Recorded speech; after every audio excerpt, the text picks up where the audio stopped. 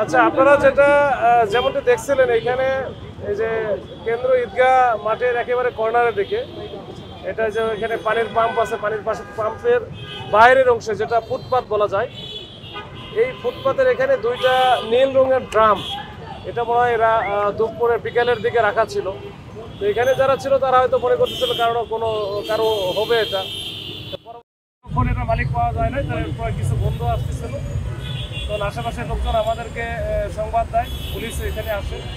আসার পরে স্থানীয় লোকজনের সহায়তায় তারা আমরা দুইটা ড্রাম খোলা হয়। খোলার পরে দেখা গেল তো ড্রামের ভিতরে ওই চাল মিশ্রিত চালের ভিতরে আবার ছিল ওই যে মাংসের টুকরা, বিভিন্ন অসংখ্য টুকরা করা, এবং এখানে মাথাটা বোঝা যাচ্ছে, মাথাটা অক্ষত অবস্থায় আছে, হাত টাত পাটা সবগুলো কাটা। এখন আমরা একটা অজ্ঞাত ব্যক্তির লাশ মনে করতেছি, যে অজ্ঞাত ব্যক্তিকে মেরে তার লাশটা টুকরো টুকরো করে ড্রামের ভিতরে করে এখানে হয়তো বা গুম করার জন্য বা এটা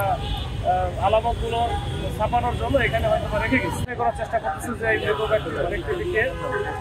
আইডেন্টিফাই হয়ে গেলে, শনাক্ত হয়ে গেলে এরপরে আমরা হয়তো পরবর্তী পদক্ষেপ বা আইনগত পদক্ষেপ নিতে পারবো। আজকের এমন একটা দিনে আমরা